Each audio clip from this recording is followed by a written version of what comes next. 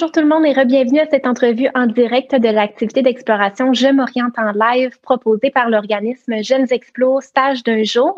On est très heureux à Jeunes Explo de vous offrir cette opportunité-là afin que vous, les jeunes à la maison, puissiez explorer divers métiers et professions afin de vous aider dans votre processus de choix scolaire et professionnel. Je me présente, mon nom est Audrey-Anne Cloutier-Côté. Je suis chargée de projet à l'organisme et c'est moi aujourd'hui qui aura le privilège d'être votre animatrice pour cette entrevue bien spéciale. Je tiens à mentionner pour les jeunes à l'écoute, si jamais vous avez des questions pour notre mentor, simplement les écrire dans les commentaires sous la vidéo et tout au long de l'entrevue, on tentera d'y répondre.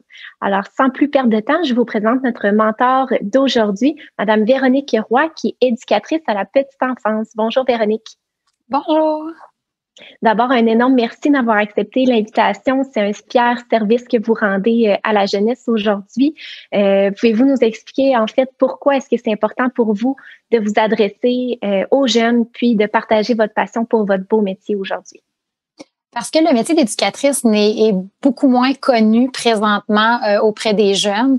C'est un métier qui est très valorisant parce qu'on reçoit beaucoup d'amour des tout-petits et les tout-petits sont notre avenir de demain.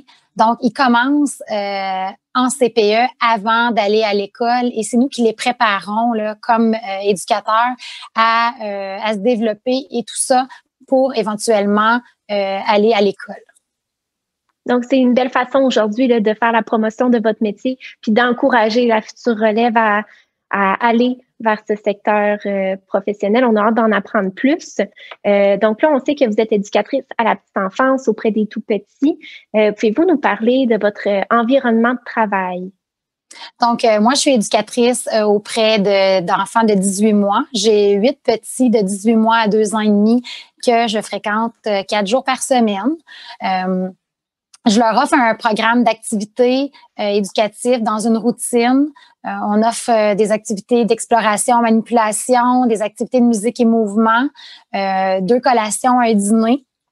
Les parents nous apportent les enfants le matin et puis on anime des activités, on observe leur développement, puis on offre nos activités en fonction de l'endroit où est-ce que l'enfant est rendu dans son développement pour s'assurer qu'il peut persévérer et se développer quotidiennement et développer des nouvelles habiletés à tous les jours.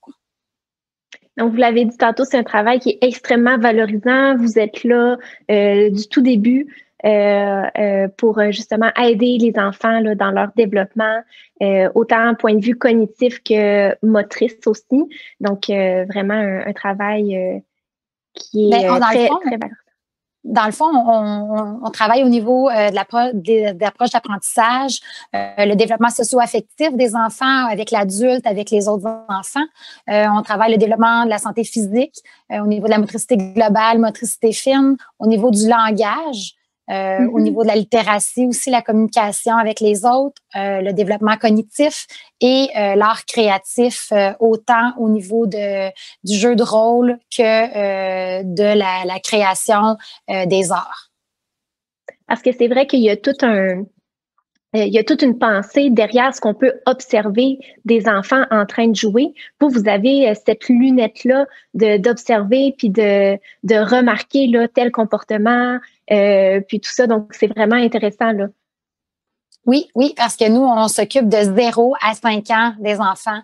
Donc, en pouponnière, on a 5 enfants pour une éducatrice et à partir de 18 mois, c'est 8 enfants pour une éducatrice jusqu'à l'âge de 3 ans. Pour le groupe des 4 ans, c'est une éducatrice pour 10 enfants. Et puis, nous, on est là pour les accompagner, les soutenir dans leur jeu et pour leur offrir un programme éducatif adapté à leurs besoins, à leur âge, avec du matériel ouvert qui peuvent s'amuser à tous les jours et s'épanouir là, dans leur quotidien. Et plus précisément, à quoi ça peut ressembler une journée type comme éducatrice à la petite enfance? Bien, en principe, le service de garde ouvre à 7 heures le matin en CPE. Donc, l'accueil se fait de 7 heures à 8h30, mais le parent peut apporter l'enfant à l'heure qu'il veut. Donc, l'éducatrice, ça peut arriver que l'enfant arrive à différentes heures. La collation habituellement est à 9 heures. Ensuite, à 9h15, 9h30, on commence le programme d'activité. Donc, c'est une période de choix où est-ce que l'enfant a la chance de participer à 7 coins de jeu. On a un coin maison, un coin construction, un coin jeu de table, un coin sable et eau, un coin de mouvement, un coin lecture, un coin art. Et dans ces coins-là, l'enfant choisit où est-ce qu'il veut aller jouer. C'est lui qui choisit son matériel, c'est lui qui est toujours là pour faire ses choix. Nous, on est là pour le soutenir. Ensuite, pendant cette période de choix-là, qui peut durer 45 minutes, 30 minutes, 1 heure, 1h15, tout dépendant de l'intérêt des enfants. Pendant cette période-là, on offre une période de manipulation, d'exploration, une période par la suite de musique et mouvement qui va encore là selon les intérêts des enfants. Vers 10h30 environ, on sort à l'extérieur pour une période d'une demi-heure, 45 minutes. Et 11h30, c'est le dîner. Ensuite, 12h30, c'est la sieste qui peut durer jusqu'à 2h30 selon les besoins des enfants, selon leur réveil, des petits jeux calmes qui peuvent être offerts sur leur matelas. Et ensuite, à 3h, c'est la collation. Et ensuite, on refait une période de choix, jeux extérieurs, tout dépendant le besoin des enfants, tout dépendant de la météo aussi, parce que parfois, on retourne à l'extérieur parce que les enfants apprennent énormément avec les éléments de la nature. Et le service de garde ferme à 6 heures. Mais une éducatrice ne fait pas de 7 à 6 heures par jour. Il y a des éducatrices qui font la relève et tout ça. Donc, on fait à peu près 8,25 heures par jour dans un service, quand on est éducatrice en petite enfance. Je pense que les conditions de travail comme éducatrice à la petite enfance, c'est quand même des bonnes conditions justement en termes d'horaire, de travail, puis la conciliation travail-famille aussi. Oui, la conciliation travail-famille, les employeurs sont très ouverts à ça. Et puis, souvent, en service de garde, nos enfants peuvent avoir une priorité sur la liste d'attente lorsqu'on est employé dans un service de garde. Donc, ça, c'est un avantage souvent qui est offert dans les milieux de garde. Alors, les horaires sont vraiment flexibles. Puis, beaucoup de services de garde offrent un travail à 4 jours semaine. Donc, ça aussi, c'est d'avoir une journée de congé pour se reposer. Puis, on a du temps aussi pour planifier nos activités qui nous sont offertes là, par notre employeur par semaine. Justement, là, on parle de planification d'activités que vous faites avec les enfants. J'imagine qu'il y a quand même des outils facilitant votre travail puis la gestion de tout ça. Est-ce que vous avez du matériel à nous présenter aujourd'hui? Oui, moi, je vais vous présenter selon mon milieu à moi parce que chaque milieu peut être différent parce qu'on a un programme éducatif qui est offert par le ministère de la Famille et notre organisme l'adapte selon ce qu'il offre aux enfants. Et nous, présentement, on travaille avec le programme iScope. Donc, ça ici, c'est tous les indicateurs développementaux qui font en sorte de qu'est-ce qu'on travaille auprès de la petite enfance. Et qui nous aide à préparer notre programmation pour offrir un service de garde de qualité aux enfants. Ensuite, on utilise, je vais vous montrer la version qui est papier, qui s'appelle le Core Advantage, qui est offert par iScope. Nous, on utilise la version interactive, mais cette version-là est vraiment adaptée à expliquer chaque étape du développement de l'enfant et qu'est-ce qu'on va travailler avec chaque enfant. Donc, au niveau de la motricité globale, qu'est-ce que chaque enfant peut faire et pour ainsi nous inciter à programmer des activités qui vont aller donner un plus à l'enfant puis un niveau plus haut pour pouvoir les aider à développer des nouvelles habiletés. On garde tout le temps ça en tête, hein, le développement de l'enfant puis les outils facilitant leur développement, justement. Et c'est intéressant de voir les outils que vous utilisez parce que là, on voit concrètement que le métier d'éducateur à la petite enfance, c'est pas juste la gestion puis jouer. Il y a vraiment toute une science derrière et le plan, justement, fourni par le ministère, ben ça permet de faire une bonne gestion de ça puis de bien accompagner les enfants. Donc, ça va au-delà du jeu, finalement. Oui, parce qu'être éducatrice, c'est pas être gardienne. Être éducatrice, c'est offrir un programme d'activité, un programme éducatif qui est toujours en lien à répondre aux besoins et aux intérêts des enfants pour leur santé et leur sécurité. C'est ce qui nous tient à cœur, nous, les éducatrices à la petite enfance. C'est super bien dit. Sinon, pour votre parcours personnel, c'est quand est-ce que vous avez su que c'est ça que vous vouliez faire dans la vie? Moi, j'étais au secondaire et je faisais des recherches pour savoir qu'est-ce que je voulais faire plus tard. Et quand j'ai vu la formation, j'ai commencé à regarder les cours qui étaient offerts au collégial. J'ai tout de suite été attirée par le développement de l'enfant et je voyais que j'allais beaucoup m'informer dans les livres et tout ça parce qu'à l'époque, on n'avait pas vraiment les liens Internet et tout ça. Donc, mais c'est ça, c'est ce qui m'a attirée dès l'âge de 17 ans vers cette formation-là. Puis selon vous, ça serait quoi les qualités requises pour exercer comme éducateur à la petite enfance? Mais la première chose, c'est l'amour des enfants. On doit adorer la petite enfance pour pouvoir faire ce métier-là.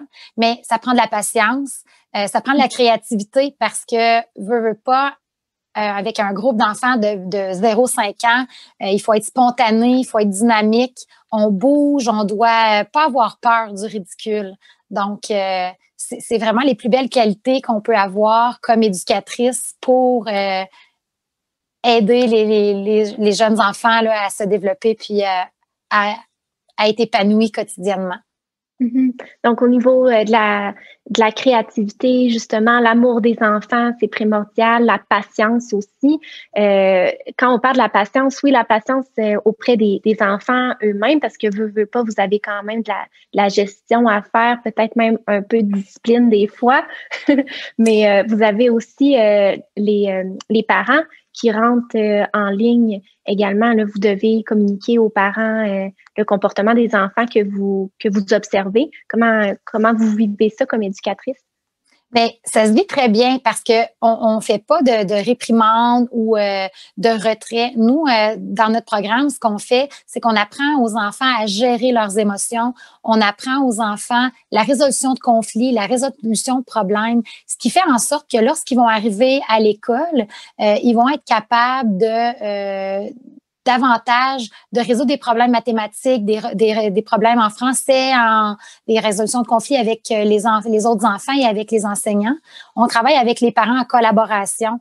Donc, ce qu'on met en application, bien, le parent est le premier éducateur de son enfant. Donc, on va beaucoup se référer aux parents afin de travailler avec lui pour pouvoir permettre à l'enfant d'être heureux et d'être bien dans son quotidien puis de se sentir un peu comme à la maison parce qu'une éducatrice, c'est la deuxième maman de l'enfant. Elle est plus de 8 heures par jour avec un enfant. Donc, c'est le but d'être éducatrice à l'enfance. C'est vraiment un lien privilégié que vous avez avec vos jeunes, les poupons, les plus âgés. Puis, comme vous dites, la collaboration avec les parents, c'est super important. C'est un travail d'équipe. Faut que ça se ressente et à la maison et en éducation, en CPE. Oui, c'est ça. Au niveau de la formation. Non, allez-y. Parfait. Parce qu'on aide les jeunes enfants de 0 à 5 ans. On commence avec les tout petits. On les voit apprendre à marcher. On les voit l'apprentissage à la propreté. On les voit apprendre à manger. Donc, on est toutes là pour les soutenir dans ces différentes étapes de développement-là. C'est tellement magique. C'est tellement beau à voir un enfant qui apprend toutes les premières étapes de sa vie. C'est la joie d'être éducatrice. Ça doit donner tout le sens, justement, à votre travail de voir ces petits succès-là, jour après jour, là, pour les enfants. C'est vraiment beau. Pour la formation, maintenant, je suis sûre que les jeunes à l'écoute, vous vous questionnez à savoir qu'est-ce que ça prend pour exercer comme éducatrice pas éducatrice spécialisée, éducatrice à la petite enfance, pardon. Oui, donc il y a 2 possibilités. On peut aller étudier au cégep. La technique d'éducation à l'enfance, c'est une durée de 3 ans. Donc, vous pouvez compléter ça. Et dès que vous avez complété votre diplôme d'études collégiales, vous êtes une éducatrice formée. Donc, vous commencez à l'échelon des éducatrices formées lorsque vous devenez éducatrice. L'autre opportunité, c'est l'AEC en éducation à l'enfance aussi. Et Une fois que vous avez complété votre AEC, qui est beaucoup moins long que 3 ans, vous devez par contre travailler en CPE pendant 3 ans pour acquérir 3 ans d'expérience afin de devenir une éducatrice formée en CPE. Donc, c'est quand même un titre qui est réservé. Ça prend des obligations à fournir au niveau de la formation. Vous avez dit AEC, qui est une plus courte durée. On parle d'1 an, attestation d'études collégiales. Par contre, pour avoir le titre, il faut faire 3 ans d'expérience sur le marché du travail. Et sinon, il y a la formation au collégial. Donc, une fois qu'on sort du secondaire, on fait sa demande d'admission au cégep pour la technique d'éducation à l'enfance, qui est une durée de 3 ans. Et tout de suite après le diplôme, on a l'attestation pour être éducatrice. Oui, c'est ça. Puis, on doit avoir un cours de premiers soins en petite enfance qui est primordial pour pouvoir intervenir en cas de situation qui le nécessite. Il y a une question ici de Chloé qui se demande quelle serait la première chose que vous diriez à un élève, à un jeune qui désire suivre ce parcours-là pour devenir éducateur à la petite enfance? Bien, moi, je leur recommande d'aller lire, d'aller voir, s'informer sur les sites du collégial et s'ils connaissent des gens qui travaillent aussi en CPE, on peut appeler dans des CPE puis voir s'il y a une éducatrice qui aimerait leur parler de leur expérience, comme je fais présentement, pour voir si c'est quelque chose qui pourrait leur intéresser. Dès qu'on a 18 ans, c'est possible si on a terminé notre diplôme d'études secondaires et qu'on a un cours de premiers soins, on peut aller faire du remplacement dans les CPE aussi. Okay. Et en s'inscrivant au cégep, bien, on commence la formation, puis c'est là qu'on voit aussi si on a de l'intérêt pour la formation, parce qu'on peut avoir, comme adolescent, avoir été gardé chez quelqu'un, mais c'est totalement pas la même chose du tout que travailler en CPE, qui est une dynamique complètement différente. Et au niveau de la formation, si je reviens, j'imagine que les salles de classe, c'est pas des salles comme au secondaire. Est-ce que c'est comme un environnement de garderie? Est-ce que déjà vous recevez des jeunes à même votre formation collégiale? Comment ça s'est passé pour vous? Mais quand moi, j'étais au collégial, ça fonctionnait qu'on est en salle de classe, on est tous des adultes, donc 17 ans et plus. On travaille en équipe, on travaille avec un enseignant qui nous donne la matière, la théorie, mais on a aussi des formations qui vont en salle d'observation. Donc, on a des jeunes qui venaient au collégial. On était derrière une baie vitrée que les enfants ne pouvaient pas nous voir, mais on faisait des observations pour voir. On allait animer des activités aussi avec des enfants. On avait 3 stages à faire à ce moment-là. Donc, dès qu'on avait 18 ans, on pouvait aller en CPE faire des stages. Donc, on a 3 stages à compléter et dont le dernier stage, on a en charge complète d'un groupe et on doit, pendant cette période-là, animer et prendre en charge le groupe et tout faire comme éducatrice avec un enseignant qui vient nous observer et pour nous permettre d'avoir notre diplôme d'études collégiales. Mm-hmm.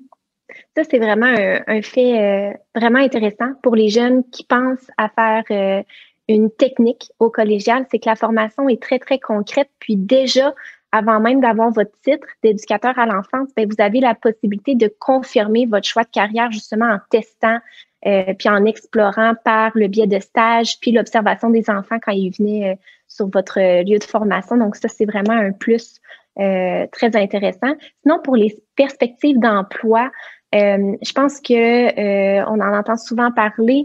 Dans les CPE, il y a une demande de relève. Donc, s'il y a des jeunes à l'écoute aujourd'hui qui auraient un intérêt pour la petite enfance, il y a de la place là, pour eux sur le marché du travail. Oui, vraiment. C'est un besoin présentement dans les services de garde d'avoir de la relève pour l'avenir. C'est très, très important présentement parce que la formation, elle est peu connue dans les dernières années et c'est important de la valoriser et de faire connaître aux jeunes l'intérêt et la joie de travailler là, en CPE. Totalement. Et une fois qu'on a obtenu notre titre d'éducateur à l'enfance, c'est facile de se placer sur le marché du travail. Là. On nous attend là, une fois qu'on a notre attestation. Oui, c'est ça. Ça ne veut pas dire nécessairement qu'on a un poste immédiatement, tout dépendant des autres enfants, mais si on va voir sur Emploi Québec, on peut voir qu'il y a quand même plusieurs postes qui sont disponibles là, comme éducateur à l'enfance. Et c'est quoi les possibilités d'emploi ou les secteurs d'activité? Là, on parle beaucoup de CPE, mais je pense aussi qu'il y a des garderies en milieu familial. Pouvez-vous nous en dire un peu plus là, sur ces différents secteurs? Comme éducatrice formée, on a les CPE, on a les garderies privées. Il y a des garderies privées subventionnées.